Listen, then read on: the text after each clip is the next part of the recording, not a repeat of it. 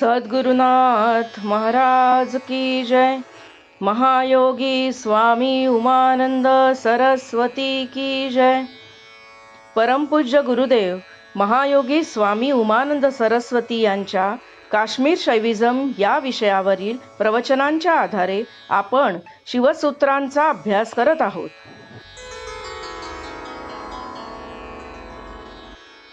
आपण आणोपायाचं दुसरं सूत्र पाहतोय.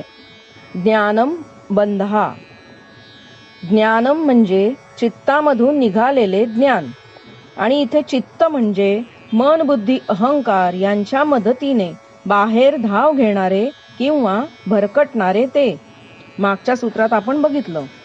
तर हा जो जीवात्मा आहे तो मन बुद्धी इंद्रिय वापरून जे ज्ञान मिळवतो ते ज्ञान मर्यादित असतं. इंद्रिये पुरवतील तेवढेच ज्ञान त्याला प्राप्त होते. इंद्रिये म्हणजे पंच ज्ञानेंद्रिये ही बहिर्मुख आहेत. बाहेरच्या जगातले ज्ञान ते आणू शकतात.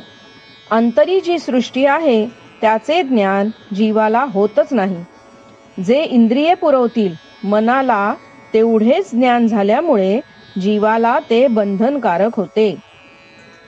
अज्ञान व चुकीचे ज्ञान एकच.